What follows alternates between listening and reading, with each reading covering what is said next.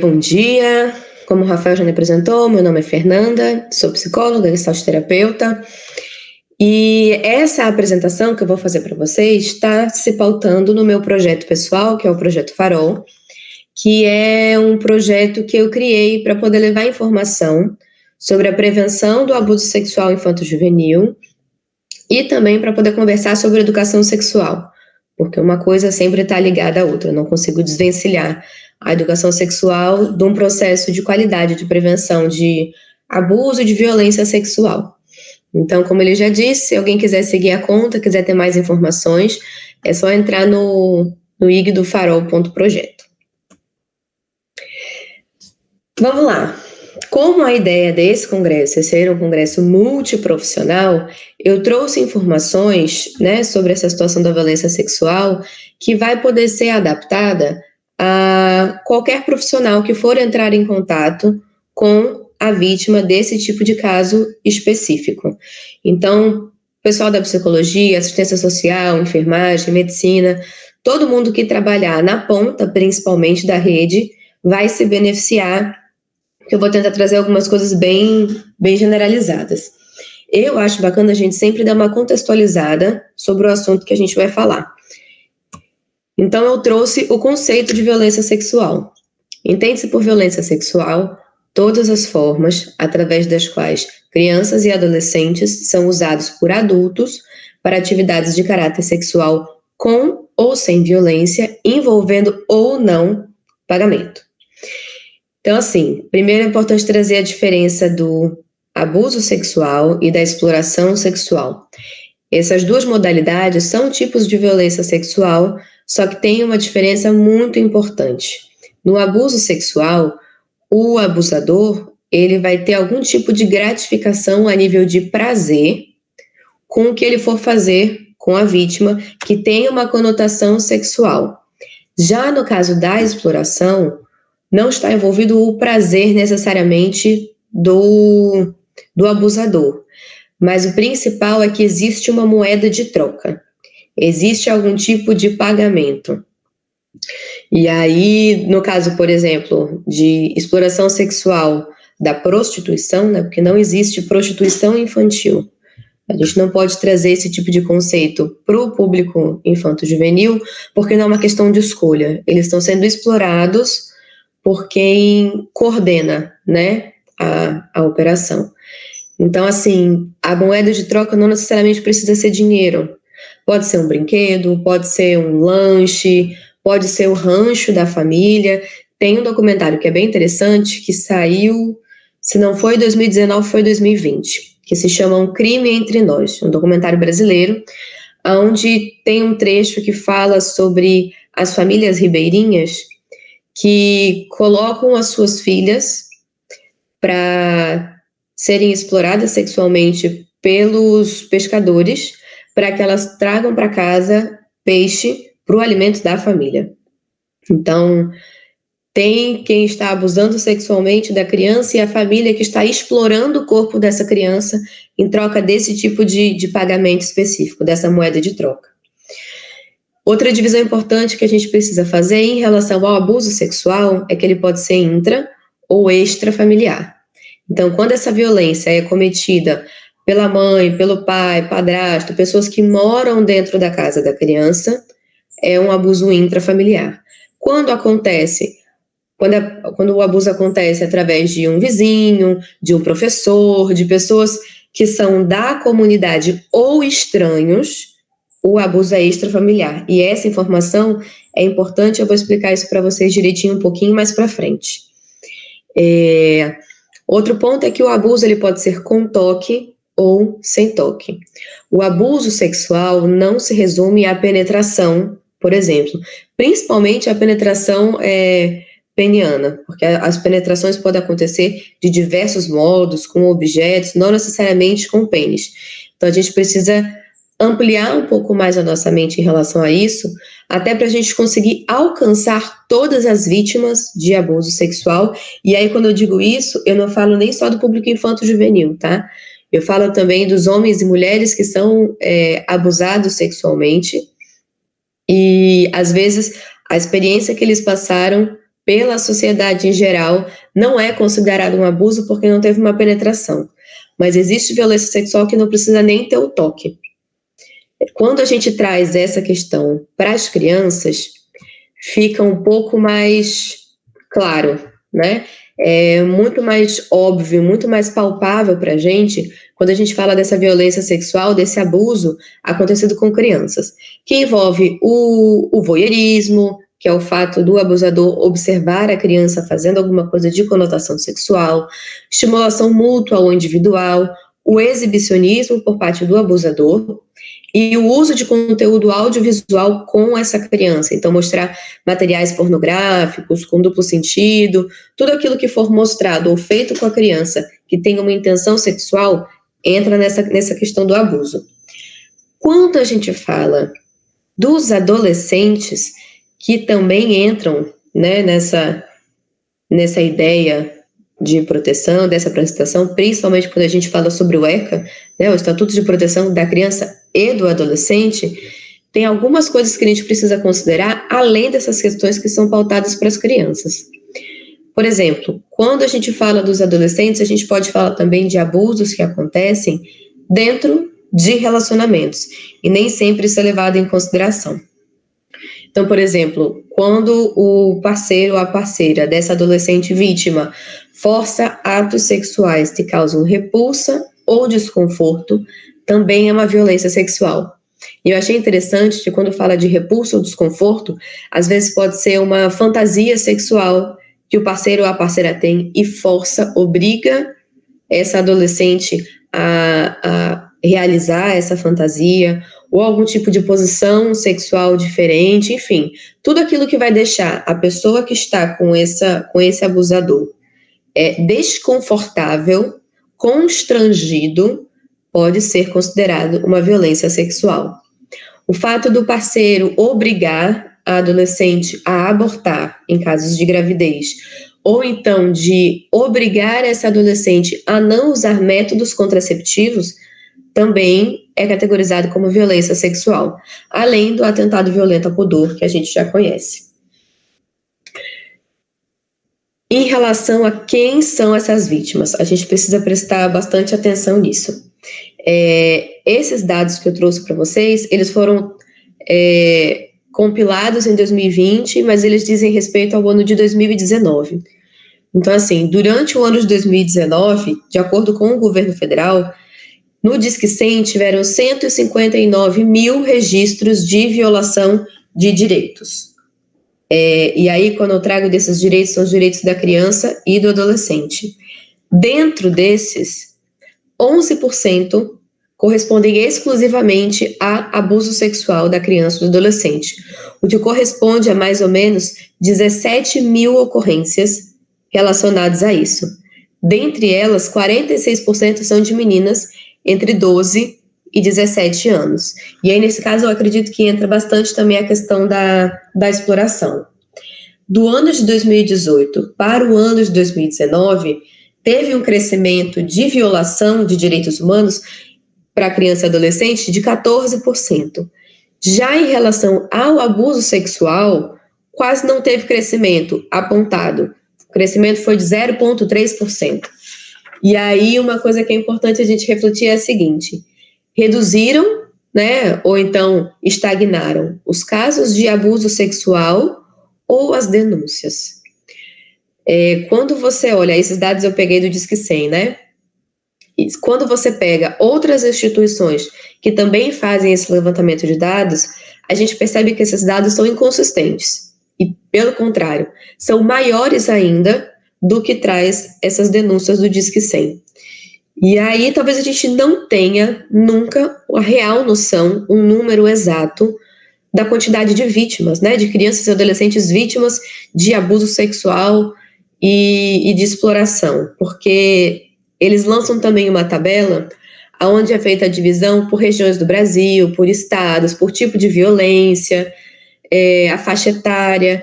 E aí, quando eu puxei as informações sobre Roraima, que é o estado que eu resido, a nível de exploração sexual foi computado 10 casos de exploração sexual no ano de 2019. E aí eu parei para pensar, Roraima, primeiro, que é um estado fronteiriço, né? Então, isso por si só já faz com que o estado vire uma rota de tráfico e de exploração sexual. Além disso, aqui, o garimpo é uma atividade muito, muito forte. E a gente sabe que dentro dos garimpos existem muitas meninas que são colocadas lá dentro, única e exclusivamente para serem exploradas sexualmente.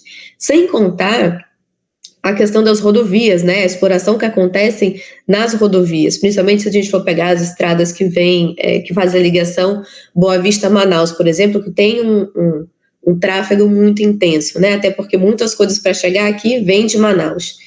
Então, assim, não faz sentido esse quantitativo de 10 crianças que foram exploradas sexualmente.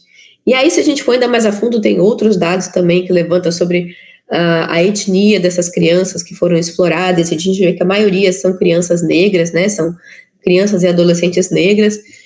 Enfim, a gente tem só uma noção muito superficial, é só a ponta do iceberg que esses dados mostram para a gente. Então é importante a gente ter em mente que o buraco é muito mais embaixo, a situação é muito mais grave, até porque existe a subnotificação é muito grande, né? De acontecer a situação de abuso e de exploração e da situação ser abafada, ou por vergonha, ou para evitar algum tipo de escândalo, ou para não tirar o esteio da família, enfim. Aí os motivos são infinitos. Vamos olhar um pouquinho agora para o estado geral dessa vítima que chega nas portas de atendimento. Entre os fatores associados ao aumento do risco de ser vítima de parceiro, no caso das adolescentes, e de violência sexual, estão a baixa escolaridade, exposição à violência entre os pais, abuso durante a infância e atitudes que permitem a violência e a desigualdade de gênero. Esse é uma definição da Organização Pan-Americana de Saúde. Esse parágrafo traz para a gente, essa definição traz para a gente alguns fatores de risco aos quais essas vítimas normalmente estão expostas, geralmente estão expostas. Então, ajuda a gente a traçar um perfil da maior quantidade de pessoas que vai chegar dentro das portas de atendimento. Mas é importante dizer que esse tipo de violência, apesar de ser atravessada por questões sociais, né, de vulnerabilidade social, de desestruturação de família, é importante trazer que essa violência acontece em todos os espaços, em todas as classes sociais, com qualquer faixa etária e nas mais diversas formações de família.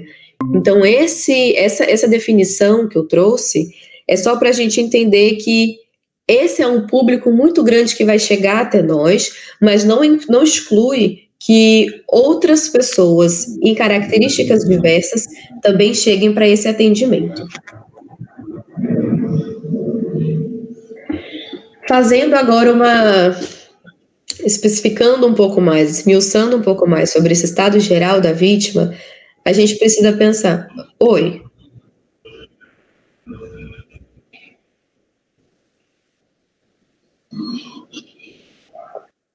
Tranquilo. Me avisa quando ela desligar para eu continuar. Beleza.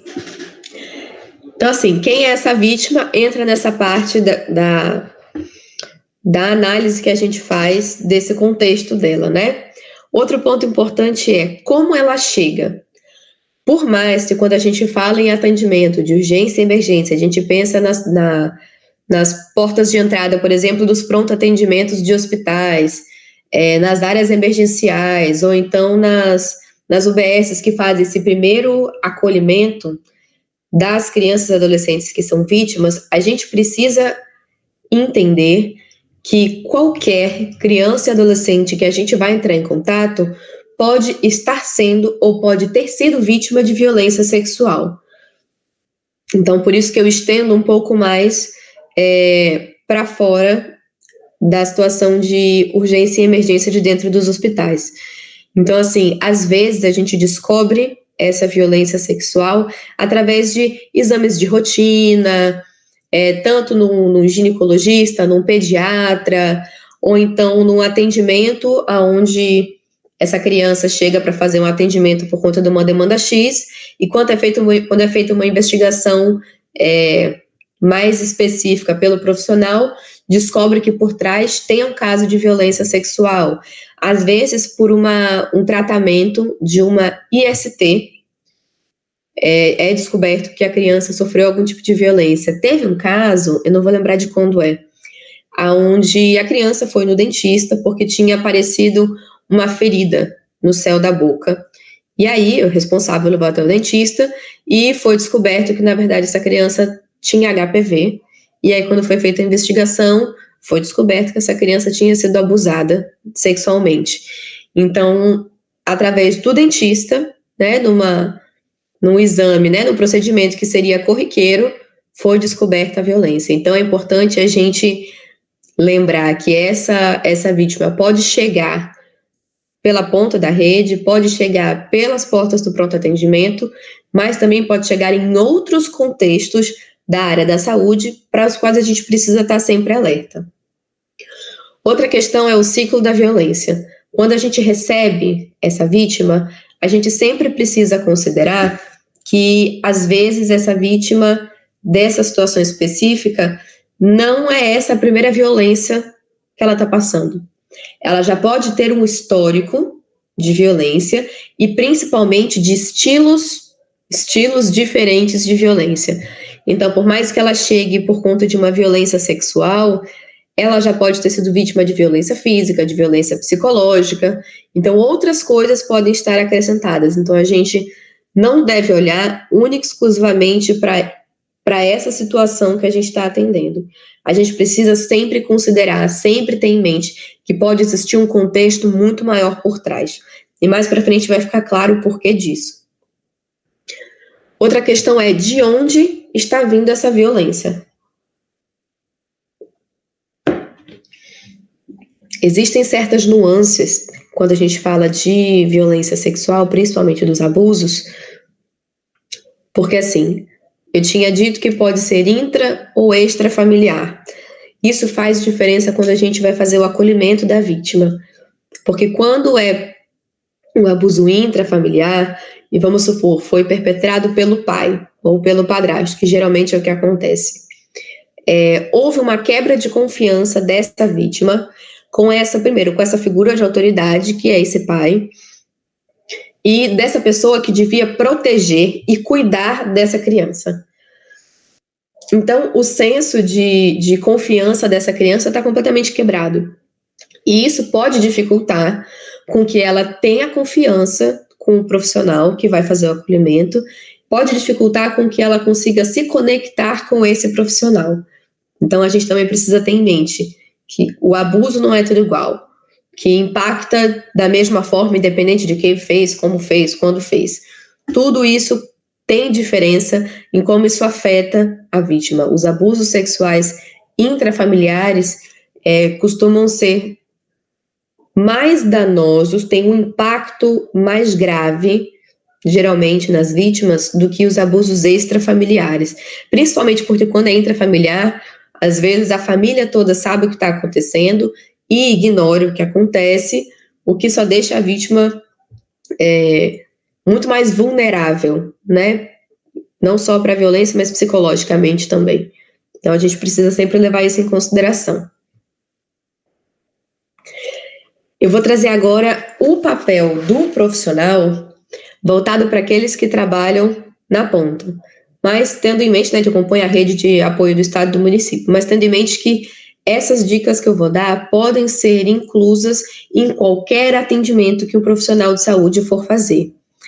E eu também vou levar em consideração o trabalho dentro do meio público, apesar de também chegar esse tipo de demanda no meio privado, mas por conta da estrutura que no meio público é um pouco mais precária, tem algumas coisas que a gente precisa prestar atenção. Primeiro de tudo é que o nosso primeiro atendimento com essa vítima, né, os primeiros profissionais que vão entrar em contato com essa vítima, tem que entender que a qualidade do atendimento que a gente vai proporcionar para essa criança, para essa adolescente, pode ser fundamental para que essa vítima consiga ressignificar a violência que ela sofreu. Então, o atendimento tem que ser o mais cuidadoso, empático e seguro possível para que essa vítima consiga perceber que tem alguém ali que está por ela, que está a favor dela, que acredita nela e que não vai trazer um julgamento. Então, todo cuidado é necessário, porque o nosso atendimento pode ser primordial para mudar como essa vítima vai encarar essa violência. Esse atendimento, ele deve ser multidisciplinar, interdisciplinar e interinstitucional. Primeiro que é uma equipe multiprofissional que vai fazer o acolhimento e que vai atender essa criança. Ela vai passar pela equipe de enfermagem, vai passar por uma psicóloga ou assistente social, vai passar pelo médico. Então, é importante que todos esses profissionais estejam à disposição para fazer esse tipo de acolhimento. Interdisciplinarmente, esses profissionais precisam conversar entre si sobre o caso, para que possa trocar o máximo de figurinha possível, para evitar que muitas perguntas, as perguntas sejam feitas de modo repetido para a criança. Nesses casos, é importante a gente perguntar uma vez só e absorver essas informações até para poder formular a denúncia depois, porque quanto mais a gente pergunta e profissionais diferentes perguntam e os familiares perguntam, e a gente faz essa vítima contar várias e várias e várias vezes a violência que ela sofreu, faz com que ela passe por um processo de revitimização. Então, toda vez que ela conta, ela lembra o que houve, ela sente novamente o que houve. Então, é como se ela estivesse sendo violentada a cada vez que ela vai contar essa história. E o fato de ser interinstitucional, porque não vai, esse atendimento, esse cuidado com essa vítima não vai se reduzir só ao que acontece no pronto atendimento, né? Até porque é obrigatório que a equipe faça uma ficha, né, para ser dada entrada à denúncia, às vezes vai ter que ter um contato com o IML, vai ter que ser encaminhado por um conselho tutelar, para o CREAS, para que as outras providências sejam tomadas em relação a essa vítima. Então, é interessante que o profissional, principalmente o profissional de saúde, tenha o mínimo de noção de como que funciona essa rede de apoio a nível municipal e estadual que vai acolher essa vítima depois que ele faz esse primeiro atendimento. Outro ponto, nem sempre essa violência ela vai ser escancarada, né? Que aí foi o que eu falei anteriormente. Às vezes é numa consulta de rotina, ou então essa criança, esse adolescente é levado no médico, é levado no hospital por conta de um motivo específico, só que quando o olhar clínico do profissional é colocado à prova, ele consegue perceber outros sinais que essa criança, esse adolescente vai apresentar, que pode levar a entender que aconteceu um abuso, e assim que a gente tem a suspeita de que o abuso aconteceu, a notificação é compulsória, né? É obrigatório que seja feita essa notificação. Então, às vezes, é uma criança que aparece com um roxo, que aparece com algum hematoma diferente. É preciso olhar outros pontos para que seja feita uma investigação pelo profissional do que está acontecendo. Porque, às vezes, a violência sexual não deixa só a mostra, por exemplo, algum tipo de machucado na região da genitália, ou então na região da boca, mas às vezes o agressor segura com força, aperta. Então, às vezes é um roxo que repara, que pode levar a outros tipos de constatações. Outra questão é o local privativo e tranquilo para fazer esse atendimento.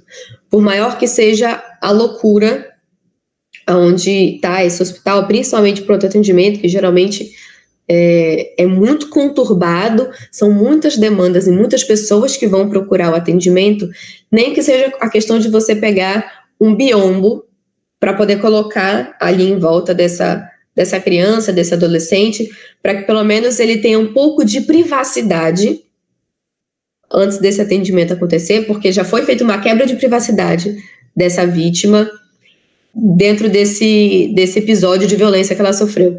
Então, ela de sofrer novamente uma nova violência, sendo exposta de maneira indevida num espaço hospitalar que era para ser feito o cuidado e acolhimento dela, não é com certeza o ideal. Então, trazer o máximo de privacidade para essa vítima e para esse atendimento também é muito importante. Controle de tom de voz e expressões faciais. Isso principalmente, gente, com crianças. Principalmente com crianças mais novinhas, né? Às vezes, a criança não sabe dar um nome para o que aconteceu. Ela entende que o que aconteceu com ela foi uma coisa ruim, foi uma coisa que machucou, foi uma coisa que mexeu com ela. Só que nós, adultos, temos noção exatamente do que houve. Então, às vezes, a gente fazer uma expressão facial de susto, de pavor, ou então, nossa, coitada, olha isso que aconteceu, pode alarmar a criança e pode deixá-la muito mais nervosa, muito mais preocupada e muito mais vulnerável por conta disso. Então, buscar falar sempre no tom de voz macio, tranquilo, seguro, transmitindo essa segurança para a criança e expressões faciais sempre tranquilas, nada muito exagerado. E esses 2 passos já ficam unidos na próxima parte, que é de conquistar a criança, que foi o que eu disse anteriormente. Quando acontece, por exemplo, uma violência intrafamiliar, onde acontece essa quebra de confiança, o profissional que vai fazer o atendimento precisa conquistar essa criança para que ela consiga se abrir e permita que a investigação e os procedimentos sejam realizados. Então, desde o início, do modo que você acolhe, da privacidade que você vai dar para essa criança, o tom de voz que você usa, a expressão facial, né, a linguagem corporal que você vai apresentar, já faz parte desse processo de conquistar a criança para que ela confie em você e que para que ela consiga acreditar que você está ali para ajudar e não para violentá-la novamente. Outra questão é a explicação sobre o procedimento e consentimento. Tem um episódio de Grey's Anatomy, é o episódio 19 da 15ª temporada, onde é atendido o caso de uma mulher que sofreu um estupro. E aí tem uma cena desse episódio onde vão fazer a coleta de evidências para que seja feita, dada entrada nos trâmites legais, né, para fazer a denúncia. E aí é pedido a licença e o consentimento da paciente em absolutamente todo o procedimento. Então explica, olha, agora a gente vai fazer a coleta desse modo, por causa disso, posso fazer? E aí a paciente consentia. Agora a gente vai ter que fazer desse jeito, eu vou mexer em você desse jeito, eu vou te tocar nessa região, e sempre perguntando, posso fazer? Posso fazer? E a paciente consentindo. Por mais que a gente saiba o que precisa ser feito, e a gente sabe que é um procedimento padrão, para aquela vítima não é um procedimento padrão. Para aquela vítima ter o corpo dela manipulado, mais uma vez, pode ser exposição demais para ela. Então é importante que dentro desse processo de investigação e dos primeiros cuidados, ela tenha como consentir, porque no momento da violência ela não teve como consentir. Então ela perceber que ela está tomando o poder para ela de novo e que ela tenha o controle novamente sobre o corpo dela é importante. Por isso que eu disse que esse primeiro atendimento pode ser muito importante para a ressignificação. Restaura novamente essa ideia de que ela tem o poder sobre o corpo dela. Outro ponto é o julgamento adolescente.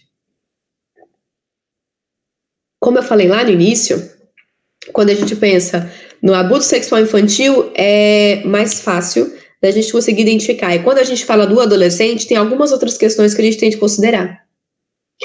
Em relação ao julgamento adolescente, é o seguinte, quando é uma criança, a gente se compadece, a gente compreende, a gente entende que foi de fato uma violência, que isso vai impactar essa criança e tudo mais. Já quando é adolescente, ela passa também pelo julgamento dos profissionais. Da roupa que ela está usando, do modo que ela se importa, se usa maquiagem ou não, como ela se expressa. E aí acontece o processo de culpabilização da adolescente. E por mais que não digam isso na cara dela, e o pior é que alguns profissionais falam isso diretamente para a vítima, fica naquele cochicho com os outros profissionais de, também, né, o que ela queria, olha o jeito que ela é, o jeito que ela se veste, isso não interessa. O profissional não está ali para julgar ninguém, é um enfermeiro, é um médico, é um psicólogo, não está ali na posição de juiz. Então, quando a gente vai fazer esse atendimento e esse acolhimento, do mesmo modo, com o mesmo cuidado que a gente trata uma criança, a gente também tem que tratar essa adolescente. Não é para ter distinção no cuidado, na atenção e no zelo que a gente vai ter com esses dois públicos. Apesar de terem idades diferentes, primeiro que eles são protegidos pela mesma legislação e eles passaram pelo mesmo tipo de violência. Então, o julgamento não cabe dentro desse atendimento. Outra questão é a justiça às vítimas. É importante que o profissional entenda que o fato de existir, primeiramente, uma legislação que protege essa criança e dele fazer parte desse processo de cuidado, ressignificação, de trazer novamente essa vítima para o seu controle, é um modo de trazer justiça para essa vítima. Olha, a gente está aqui para cuidar de você, porque isso que aconteceu com você não foi certo, não foi culpa sua. Então, isso já pode ajudar a construir agora a parte psicológica dessa vítima. E aí eu lanço o questionamento para vocês. O processo de escuta é exclusivo do psicólogo? Eu percebo que, principalmente quando a gente trabalha em espaços multiprofissionais, fica colocado apenas para o psicólogo o processo de escutar. Eu sinto que as pessoas estão um pouco mais dessensibilizadas, né? Dentro dos processos, não só em processos que envolvem violência sexual, mas no geral. Se o paciente começa a falar demais ou começa a chorar, os profissionais que não psicólogos já se assustam e já falam, não, chama o psicólogo que o psicólogo resolve. E é importante a gente saber escutar. Se você foi escolhido para receber aquele desabafo, acolhe o desabafo. Empreste o seu ombro para essa pessoa que está passando por um momento difícil, passou por um momento de violência. Não precisa fugir, porque às vezes é uma questão que o próprio profissional que está ali tendo esse contato com quem essa vítima já criou uma certa confiança, é um modo de ajudar também, né? Então, não precisa só jogar tudo para o psicólogo e entrar em desespero e chama o psicólogo. Esse processo de escuta faz parte da gente ser humano com essa pessoa que está na nossa frente. E aí entra o fazer além do protocolo, que é um processo de escuta ativa, que para quem é psicólogo isso já é tirado de letra, mas que precisa ser treinado nos outros profissionais. O que envolve essa escuta ativa? Quando você está conversando com a pessoa, você evita distrações, você mantém o foco naquilo que ela está falando, então vem os outros pensamentos e etc., vem os barulhos, as outras chamadas, e você deixa isso passar, você volta essa atenção para quem está falando contigo. Você faz a suspensão de julgamentos, então eu estou aqui para escutar, eu não estou aqui para colocar a minha opinião sobre o que aconteceu, sobre o caso, sobre a violência. Demonstrar empatia é fundamental. Demonstrar que eu entendo o que aconteceu com você, que eu vou te dar esse suporte, mostrar um interesse genuíno por aquilo que a pessoa está falando. Não só em como você responde, não só no feedback que você vai dar para ela, mas a nível de linguagem corporal, né? Você voltar o seu corpo para a direção da pessoa, para você voltar a esse olhar, manter um contato visual com essa pessoa. Isso faz diferença para a pessoa perceber, não, realmente eu estou sendo ouvida, eu estou sendo acolhida, e essa minha fala também está sendo acolhida. Não é uma escuta feita de qualquer jeito, no meio da correria. Quando a gente lida com esse tipo de vítima, às vezes a gente tem que parar, sentar na frente dessa vítima e conversar com ela. Esperar ela ter o momento dela, às vezes até antes do protocolo normal começar a ser seguido. Nem que seja por 2 minutos, você para e você escuta. Isso faz parte do processo de ser humano e ser inteiro dentro dessa relação com esse paciente. A parte de ser empático, mas ainda assim manter o distanciamento, principalmente para quem trabalha com questões de urgência e emergência, é que recebe qualquer tipo de caso, né? Aparece sempre muita coisa, são casos bem extremos, às vezes. É importante que a gente seja empático, mas sabendo manter o distanciamento no sentido de que aconteceu essa situação, eu fui empático, fiz a escutativa, fiz o acolhimento e o atendimento, e uma vez que essa vítima vai embora, eu consigo separar o que aconteceu com ela do meu pessoal. Eu não me deixo levar 100% emocionalmente, psicologicamente, por aquilo que aconteceu. E aí vem a outra parte, que é você se conhecer e ter cuidado com o seu emocional. Eu acredito que de praxe, primeiro que eu defendo que todo mundo poderia fazer terapia se quisesse, né? É uma coisa aberta para todos. Mas principalmente os profissionais de saúde que lidam com casos extremos todos os dias, principalmente com casos de violência sexual, precisa ter um cuidado extra com o seu emocional. Porque, querendo ou não, a gente é muito impactado, né, pelo que houve. A gente é empático, tenta manter o distanciamento, mas isso impacta a gente de todo modo. Então, a gente precisa primeiro saber os nossos limites, até para poder pedir a ajuda de um colega profissional para nos dar o suporte durante o atendimento, e saber que, às vezes, eu não tenho o perfil mais ideal para lidar com esse tipo de caso. Porque além de toda criança e adolescente que a gente atende poder ter sido vítima ou estar sendo vítima de violência sexual, a gente não pode deixar de levar em consideração que o profissional também passa pela mesma situação. Às vezes é aquela enfermeira, às vezes é a médica que já passou por uma situação de violência sexual, e às vezes entrar em contato com esse tipo de demanda pode ser demais para ela. Então, porque isso fala da sua história, né? Então, ter um cuidado constante com o seu emocional é fundamental para a gente conseguir se manter equilibrado para fazer esse tipo de atendimento. Outra coisa que acontece é o sentimento de impotência, né? Tem alguns artigos que falam sobre isso, sobre esse impacto que esse tipo de demanda gera na equipe multiprofissional, que é aquela sensação de ser impotente, de não poder fazer muita coisa além do seu atendimento, e de ver que essa criança, esse adolescente está marcado, né, com essa violência. Mas é importante a gente pensar que quem sofreu essa violência tem recursos próprios. Por mais difícil e por mais doloroso que seja, é uma coisa superável. Então a gente precisa dar o nosso melhor dentro desse atendimento, também confiando de quem está recebendo esse atendimento, está sendo beneficiado por isso, que tem toda uma rede que foi articulada justamente para dar o suporte em todos os âmbitos jurídicos, da parte social, da parte psicológica, que vai dar esse suporte para essa vítima e que ela vai conseguir superar o que houve. Ela tem recursos próprios para poder lidar com isso. É importante a gente ter isso em mente também.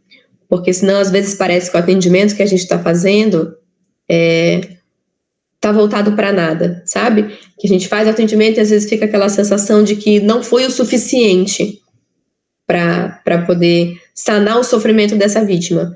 Mas é importante a gente ver que ela tem os recursos próprios e que existe uma rede por trás de todo esse atendimento que a gente fez. Tem um conselho tutelar, tem um CREAS, tem outros tipos de instituições que vão fazer o acolhimento e que também vão cuidar dessa vítima. Então, que entra aquela parte do cuidado multiprofissional, interprofissional e interinstitucional também.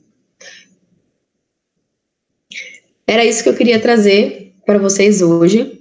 Muito obrigada pela atenção e é isso. Se alguém tiver alguma dúvida, quiser fazer algum comentário, estou à disposição.